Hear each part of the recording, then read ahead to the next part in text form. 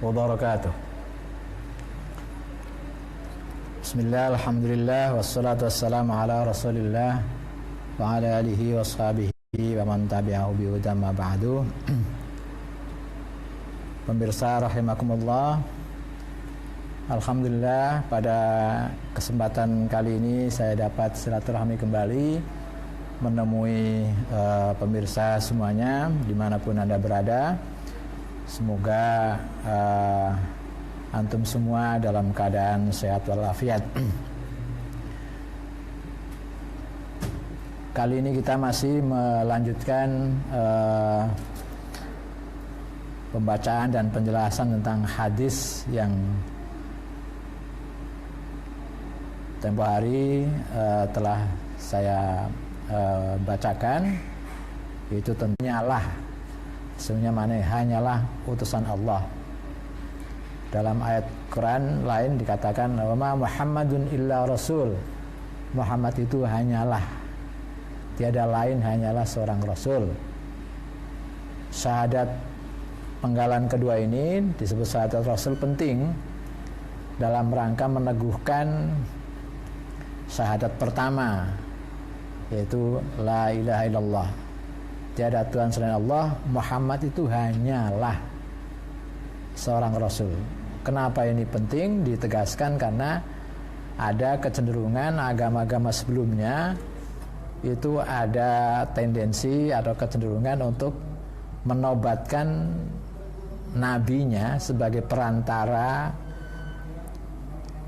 Allah untuk menyampaikan ajaran. Itu lama-kelamaan diangkat sederajat dengan Tuhan itu sendiri, ya. Jadi ikut disembah, ikut ditinggikan, hampir sama dengan Tuhan, maka atau bahkan jadi wujud Tuhan itu sendiri. Maka syahadat Islam menegaskan bahwa tiada Tuhan selain Allah dan Muhammad hanyalah utusan Allah, tidak lebih dari itu. Dalam ayat lain dikatakan wa ma Muhammadun illa rasul. Muhammad tidak lain hanyalah seorang rasul. Sehingga penggalan kedua Muhammad Rasulullah itu meneguhkan bahwa Tuhan hanyalah satu, yaitu yang sungguh-sungguh Tuhan itu Allah. Iqamis salat, yang kedua adalah menegakkan salat.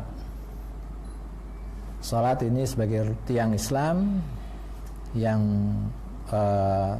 termasuk yang utama dan yang sehari-hari kita jalankan minimum 5 kali, 5 waktu sehari.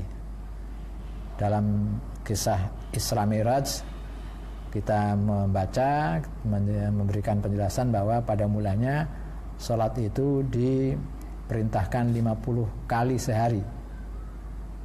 Tapi kemudian ketika Nabi turun dari langit, dari Sidratul Muntaha ketemu dengan Tuhan, kemudian akhirnya turun ke bumi, waktu di langit tertentu ketemu dengan Nabi Isa, mengatakan Nabi Isa, umatmu tidak, umat panjenengan, kira-kira kalau dalam bahasa Maduranya gitu, umat panjenengan tidak mampu menjalankan sholat 50 kali sehari itu.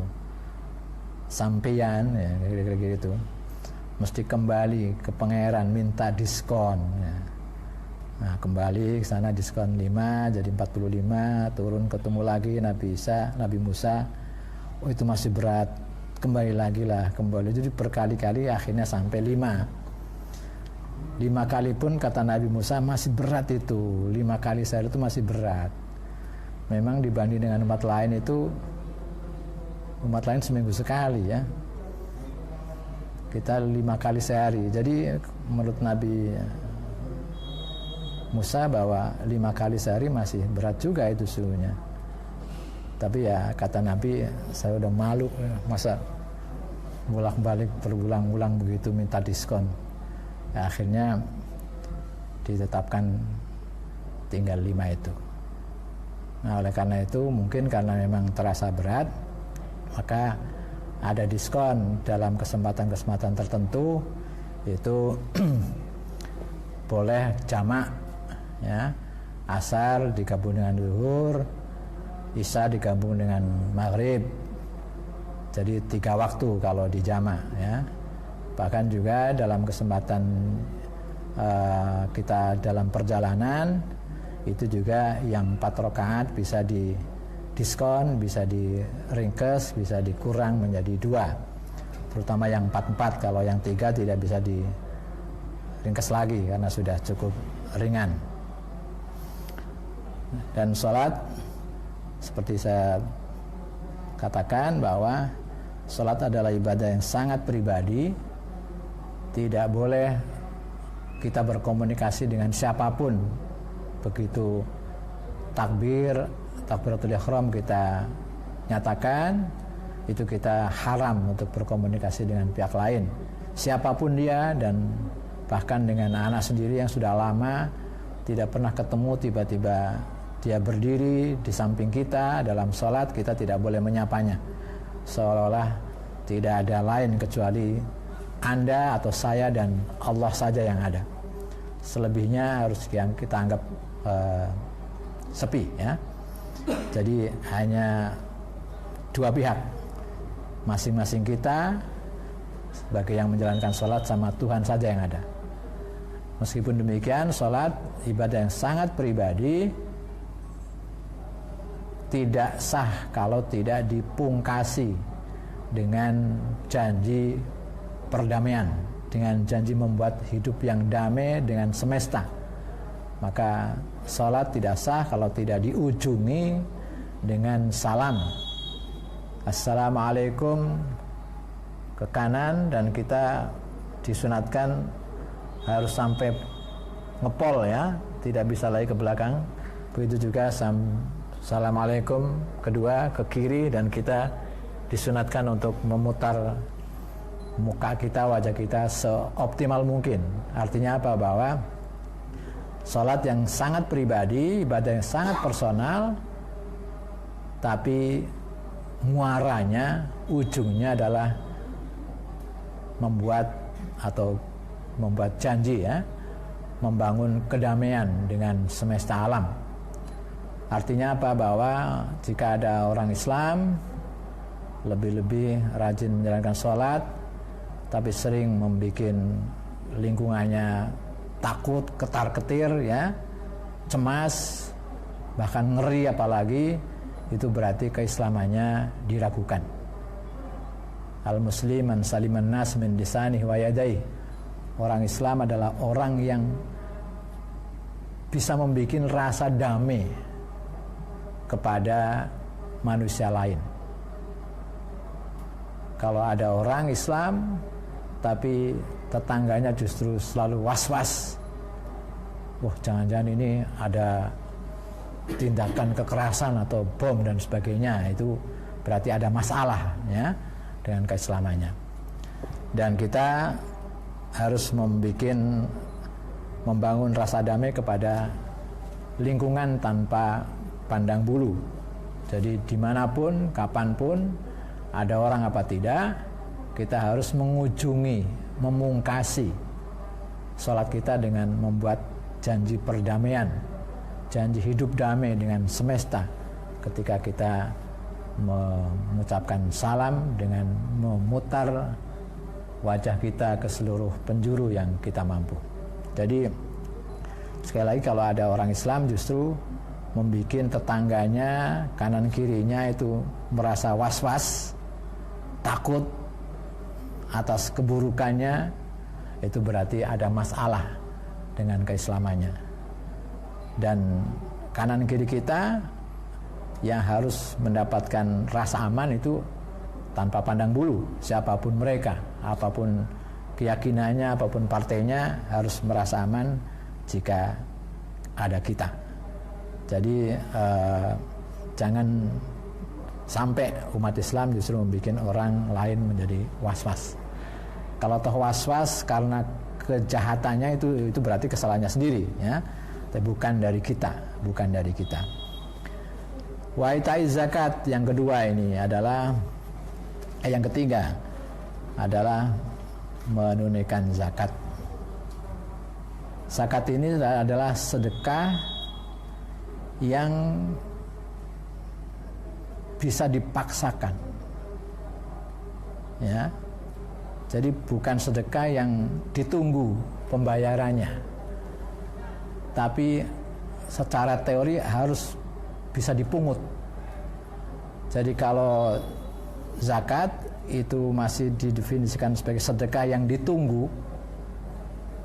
ditunggu kesadaran si pembayar, itu berarti itu baru sedekah sunnah. Tapi kalau zakat itu sedekah yang secara normatif memang bisa dipaksakan. Kalau tidak bayar, malah pada zaman Abu Bakar dulu itu bisa diperangi sebagai orang-orang yang balelo, orang-orang yang murtad kepada otoritas yang sah. Nah, zakat ini sebenarnya filosofinya bahwa alam semesta yang menjamin rezeki kita ini, atau ajang kita mendapatkan rezeki dari Allah, itu sebenarnya milik kita semuanya, milik kita bersama. Jadi jangan sampai di semesta ini, khususnya di muka bumi ini, ada orang yang tidak kebagian untuk mencukupi apa yang menjadi kebutuhannya. Sementara ada pihak lain yang memperoleh atau meraup atau mengeruk yang begitu banyak. Jadi jangan sampai ada ketimpangan di mana sebagian orang mendapatkan atau mengeruk begitu banyak, sementara di lain pihak ada orang yang bahkan tidak kebagian sekedar untuk mencukupi kebutuhan dasarnya saja nggak kebagian. Itu nggak boleh, karena filosofinya bumi ini sebagai ajang rezeki Allah itu pasti mencukupi kebutuhan segenap manusia dan makhluk yang ada di bumi. Dan bumi ini milik bersama. Oleh karena itu semestinya semua orang bisa mendapatkan kecukupan dari bumi Allah ini. Nah, tapi faktanya secara sosiologis memang ada tenaga atau bahkan lembek misalnya. Kalau ada yang lemah, maka yang memiliki kekuatan untuk mendapatkan lebih banyak, dia harus berbagi. Lain yang kebetulan tidak mendapatkan apa yang dibutuhkan, kebutuhan seluruh makhluknya, lebih-lebih manusia. Tapi fakta yang banyak mungkin, atau sebaliknya di lain pihak ada orang yang kebagian sedikit atau bahkan hampir tidak kebagian sama sekali. Maka harus ada pihak yang punya kuasa untuk mengambil sebagian rezeki yang mampu, yang kemudian dibagikan kemudian pada yang tidak mampu. Zakat harus dikhud. Kalau apa yang disebut dengan zakat masih ditunggu, seperti sekarang ini kan amil-amil zakat itu kan menunggu kan, apalagi zaman dulu zakat fitrah aja yang dipahami itu, nunggu di bawah beduk masjid itu kan, kalau ada yang datang ya diterima, kalau enggak ya udah nasib. Jadi zakat itu harus bisa dipungut. Kalau hanya ditunggu itu baru sedekah biasa itu. Oleh karena itu maka zakat itu membutuhkan intervensi campur tangan dari kekuasaan. Harus ada pihak yang disebut amil yang bisa mengekhul, bukan hanya menerima. Nah ini, maka sekali lagi memang zakat itu sebuah konsep redistribusi. Jadi agar apa? Agar rezeki Allah yang sangat mencukupi untuk semuanya itu jangan sampai hanya dinikmati oleh sebagian kecil atau sebagian manusia saja. Yang kebetulan mendapatkan lebih banyak, dia harus memberikan kepada atau untuk kepentingan pihak lain. Tapi kalau hanya menunggu kesadaran orang yang punya untuk memberikan kepada pihak lain, itu susah. ya. Karena watak manusia itu memang menggenggam apa yang dia punya.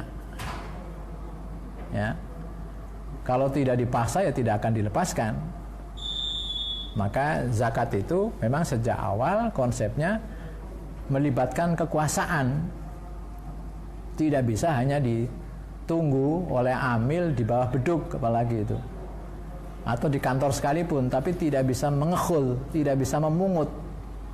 Itu sebenarnya belum disebut zakat. Zakat itu karakternya adalah dia bisa dikhul, bisa dipungut, tidak sekedar bisa ditunggu. Ya. Nah, konsep zakat yang berkembang selama ini kan sebenarnya baru sedekah itu. Sedekah yang bersifat nafilah bahkan secara praktek, karena amil-amil itu hanya menunggu, belum bisa datang dengan kekuasaan untuk memungut. Bahkan pada zaman Abu Bakar yang tidak membayar zakat itu dikategorikan sebagai pemberontak, ya, yang bisa ditindak dengan keras. Saya kira kalau ingin menjamin keadilan sosial ya harus begitu. Fungsi kuasa itu sesungguhnya dalam Islam hanya satu. Bagaimana supaya keadilan itu bisa ditegakkan.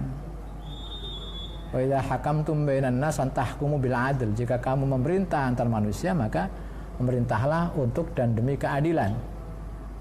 Isu keadilan yang paling mendasar adalah keadilan material, keadilan ekonomi. Intinya jangan sampai ada orang yang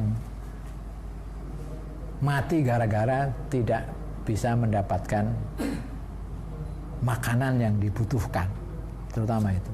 Dan itu tanggung jawab negara. Tanggung jawab negara itu menjamin supaya hak-hak warga itu terpenuhi. Terutama dan yang paling primer adalah hak material. Dan negara dimanapun itu punya kewenangan untuk memungut dari warganya yang mampu, yang di dalam bahasa teknisnya, bahasa yang umum disebut dengan pajak. Cuman seringkali ketika pemerintah negara memungut pajak itu lebih banyak dipakai untuk kepentingan yang di atas. Nah, pajak itu sesungguhnya dalam bahasa kita pajak, ya, itu dalam konsep Islam itu berkembang dari satu konsep ke konsep yang lain. Pertama, bahwa pajak itu dulu pada zaman feodal, pada zaman raja-raja yang absolut, pajak itu dipahami sebagai upeti. Pernah dengar upeti, ya? Upeti itu semacam persembahan kepada sang raja. Dalam bahasa fikihnya bisa kita pinjam udhiyah, semacam persembahan kepada raja. Nah, dulu pada zaman dulu kekayaan itu biasanya basisnya tanah, karena belum ada industri. Maka yang namanya orang kaya dulu adalah orang yang punya tanah luas. Maka ya pajak itu lazimnya berbasis pada hasil olah tanah atau hasil pertanian malahan. Nah, raja-raja dulu menganggap bahwa tanah atau bumi ini milik dirinya, milik penguasa itu. Ini lazim di mana-mana. Jadi bumi ini milik penguasa. Saya kira raja-raja Jawa juga meninggalkan nama-nama yang seperti itu. Mangku bumi misalnya gitu, ada hubungannya dengan bumi kan. Mangku alam itu hubungannya dengan alam. Jadi seolah raja itu pemilik bumi, pemilik semesta ini. Nah, rakyat itu hanya numpang. Rakyat hanya kawulonya aja. Maka rakyat ketika menggarap tanah yang itu didefinisikan sebagai miliknya raja perlu membayar upeti kepada raja sebagai persembahan. Karena apa? Karena mereka menikmati buminya raja itu. Maka dulu pajak itu dipahami sebagai upeti, persembahan kepada raja sebagai pemilik bumi. Ya. Nah, kemudian ketika ada revolusi, kesadaran di kalangan rakyat, kemudian berubah. Revolusi itu begini, karena asumsinya pajak itu diambil dari buminya raja, semacam sewa lah ya gitu, atau dalam bahasa budayanya upeti, maka pajak itu dulu pada zaman raja-raja absolut itu dipakai terserah raja mau dipakai untuk apa. Rakyat tidak berhak untuk mempertanyakan pajak itu dipakai oleh sampean untuk apa, nggak boleh, nggak berhak, karena pajak itu ibarat sewa terhadap tanah miliknya raja dan rakyat hanya numpang. Oleh sebab itu raja-raja di kita Nusantara juga namanya banyak berhubungan dengan bumi, Mangku Bumi, Paku Bumi gitu kan, Mangku Alam itu. Itu artinya bahwa bumi ini miliknya raja, rakyat hanya numpang. Nah, untuk kompensasinya rakyat membayar upeti kepada raja. Nah, karena pajak itu sebagai upeti, sebagai semacam sewa kepada raja, persembahan kepada raja, ya terserah raja mau dipakai untuk apa hasil upeti itu. Bahwa upeti itu dipakai oleh sang raja semata-mata demi kepentingan pribadi raja dan keluarganya, itu haknya raja, wong itu ibarat kita membayar kok. Nah, kemudian sesudah itu ada kesadaran baru kalau dalam konteks global ketika revolusi-revolusi yang muncul di Eropa dulu itu, terutama revolusi Perancis. Revolusi Perancis itu salah satu slogannya adalah no taxation without representation. Itu juga di Inggris, revolusi industri. Tidak ada pajak-pajakan tanpa ada perwakilan. Jadi begini nalarnya. Kalau sebelumnya pajak itu dipahami sebagai upeti kepada raja, terserah raja dipakai untuk apa. Lama-kelamaan ada kesadaran baru bahwa pajak ini jadi semacam kontraprestasi, semacam imbal jasa. Semacam imbal jasa kepada raja. Rakyat menggarap tanah raja, kemudian raja mendapatkan imbalannya. Nah, di situ mulai ada sedikit aspirasi keadilan, karena pajak tidak lagi sebagai upeti persembahan cuma-cuma kepada raja, tapi sebagai imbal jasa, jizyah dalam bahasa fikihnya. Jaza yadzi jizyatan itu artinya kan jasa, imbal jasa. Maka mulai ada kebijakan yang mulai berkembang secara sedikit lebih adil. Itu gini, karena pajak itu imbal jasa, maka pembayar pajak besar dia merasa berhak mendapatkan imbalan besar, ya kan? Dan pemerintah, penguasa harus bisa memberikan yang lebih besar sebagai imbalannya. Pembayar pajak kecil, ya dia hanya berhak mendapatkan imbalan kecil. Rakyat yang hanya pas-pasan, yang tidak kaya. Begitu seterusnya, rakyat yang tidak mampu membayar pajak karena tidak punya apa-apa, ya dia sebenarnya tidak punya hak apa-apa dari raja karena dia nggak memberi. Maka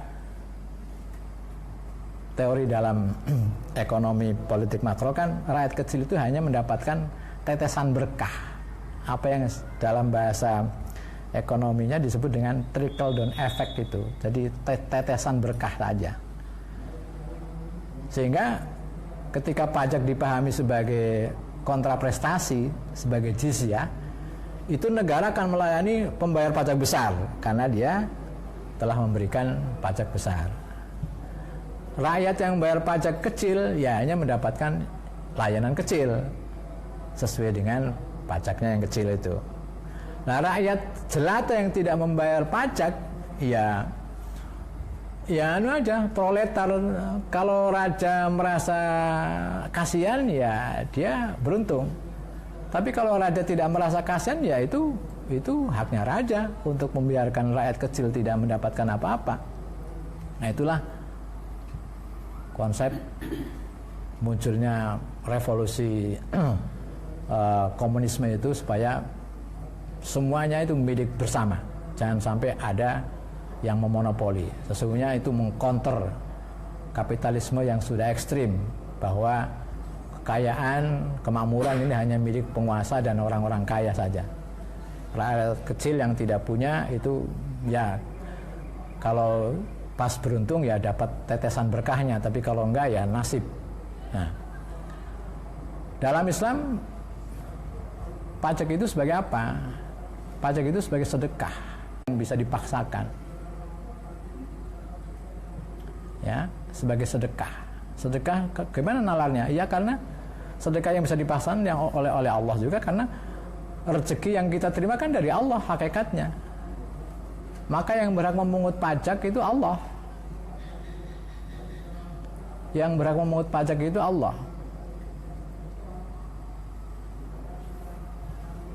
Nah, lalu negara, apa Allah sendiri yang memungut? Enggak, ya melalui negara. Maka dalam hal ini negara itu sebagai amil posisinya di dalam hal pajak itu, sebagai amil, sebagai tangan Allah untuk ya'khudhu min aghniyahim wa yarud li fuqaraihim.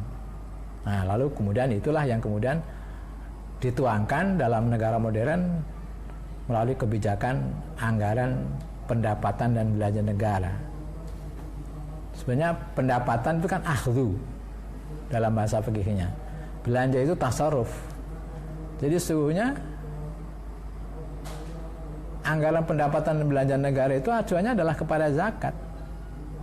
Karena dalam zakat itu juga ada dua komponen utama, akhdhu dan tasarruf. Itu. Dan kebijakan negara yang paling esensial ya kebijakan anggaran pendapatan dan belanja negara. Undang-undang dasar itu tinggi, tapi kan nggak ada isinya kalau tidak diisi oleh undang-undang. Undang-undang dasar itu nggak bisa dijalankan. Undang-undang dasar itu hanya bisa dijalankan melalui undang-undang.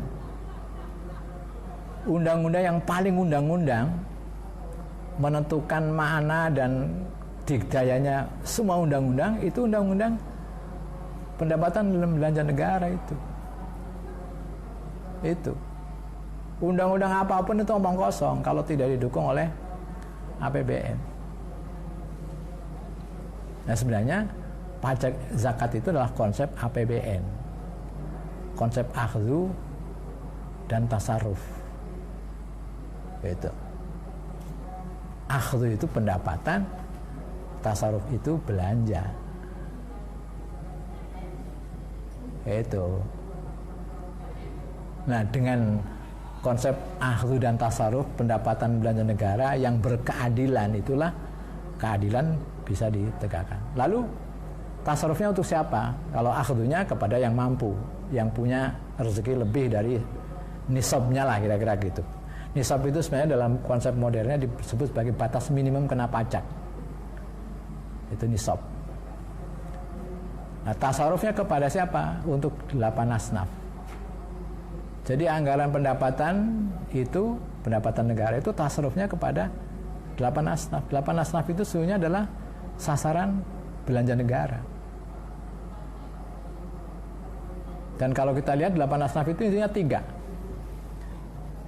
Pertama, rakyat yang tidak mampu, yaitu fuqara, masakin, riqab, gharimin, ibnu sabil. Itu kan semua rakyat tidak mampu kan.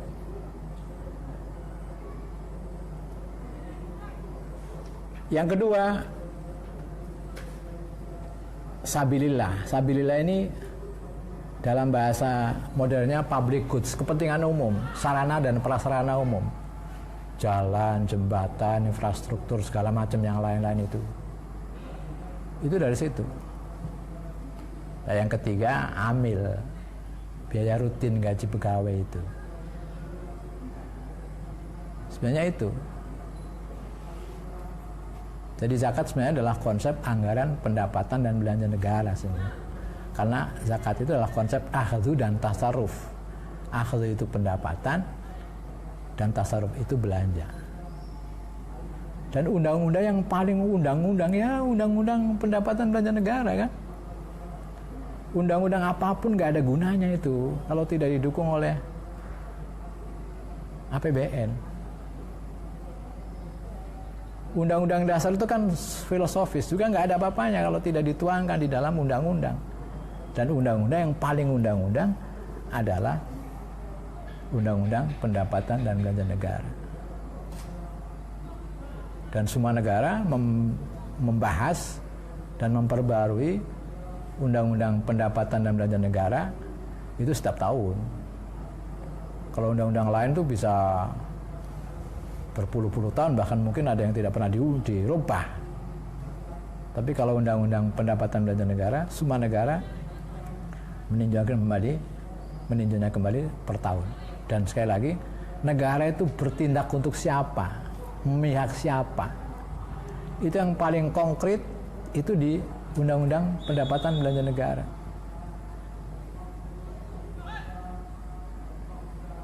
Negara bilang memihak rakyat, tapi kalau undang-undang anggarannya sacuil ya omong kosong namanya. Gitu. Jadi sebenarnya konsep zakat itu konsep negara. Negara dalam arti kontrak tertuang dalam undang-undang yang paling undang-undang. Ya, itu adalah undang-undang akhdhu dan tasarruf, pendapatan dan belanja negara. Itu. Dan tugas negara dalam Islam itu sebenarnya satu aja, keadilan. Wa idza hakamtum bainan nas an tahkumu bil adl. Jika kamu memerintah antar manusia, maka memerintahlah dengan dan untuk keadilan. Dan keadilan yang paling menyentuh kepentingan sehari-hari rakyat adalah keadilan sosial, terutama menyangkut soal pembagian rezeki itu. Undang-undang lain ya dipakai mungkin kalau pidana ya penting juga, tapi kan naudzubillah ya kita kena pidana itu. Undang-undang lain ya perlu tapi tidak sehari-hari, tidak setiap tahun dibahas dan tidak menentukan kepentingan seluruh rakyat secara real. Jadi sebenarnya kalau ditanya konsep Islam tentang negara itu apa? Ya zakat. Zakat sebagai apa? Sebagai konsep pendapatan belanja negara yang pro rakyat. Karena sekali lagi dari 8 asnaf itu 5 adalah rakyat yang marginal. Fuqara, masakin, liqab, warimin, ibnu sabil. Jadi rakyat kecil ini diberi wakil 5 dari 8 asnaf itu. Supaya apa? Supaya keadilan ditegakkan, dan keadilan yang paling primer dan yang paling terasa itu adalah keadilan sosial ekonomi, kecukupan sandang, pangan, papan, dan kesehatan. Dan sekali lagi, kalau kita mendengar dan membenarkan bahwa negara adalah kontrak yang paling powerful, paling menentukan dalam undang-undang pendapatan dan zakat sesungguhnya memang dalam kenyataan. Zakat dulu kami dengan begitu simplistis, zakat fitrah ya seperti kita hafalkan rukun Islam pertama syahadat, kedua sholat, ketiga zakat fitrah kan gitu. Jadi itu pun sebenarnya sudah ada distorsi. Jadi kemudian ketika sekarang bukan hanya, tapi mesti harus didorong lebih lanjut lagi. Sekarang sudah kita syukurilah ada zakat yang sudah lebih terorganisir, lebih banyak lagi lembaga-lembaga amil zakat. Demikian kita potensi zakat yang 100% sekitar 200, dan itu subuhkan.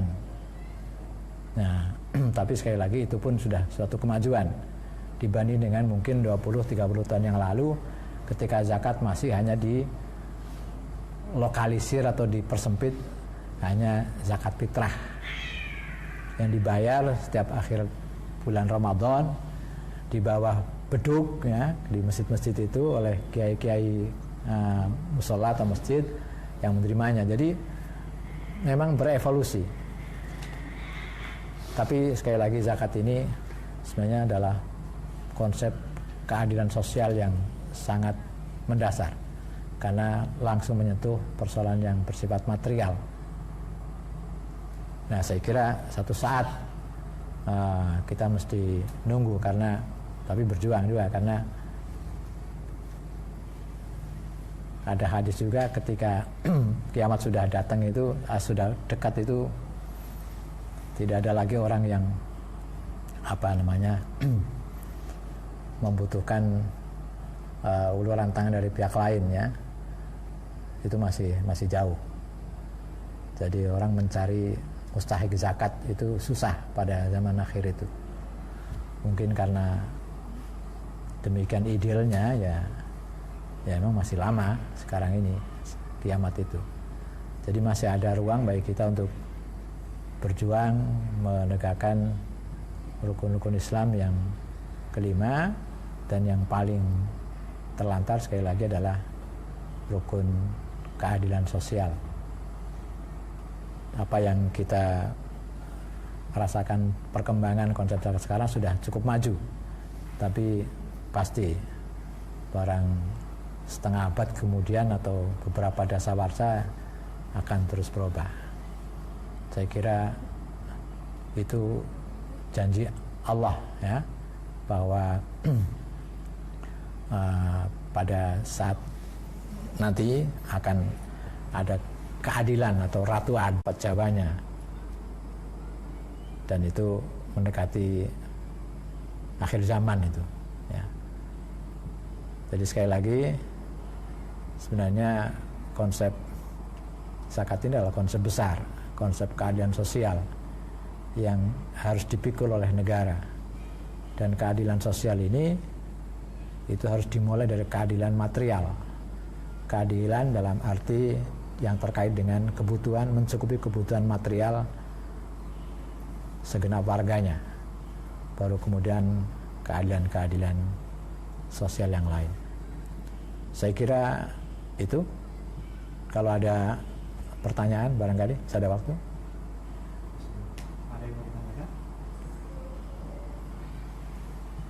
Baik, kalau memang tidak ada, saya kira saya cukupkan dan mudah-mudahan bisa dipahami. Nanti kalau ada pertanyaan boleh dikirim melalui email atau melalui WhatsApp. Sekian, kurang lebihnya mohon maaf. Wallahul muwaffiq ila aqwamit thoriq. Assalamualaikum warahmatullahi wabarakatuh. Waalaikumsalam warahmatullahi wabarakatuh. Masih ada waktu apa udah pas?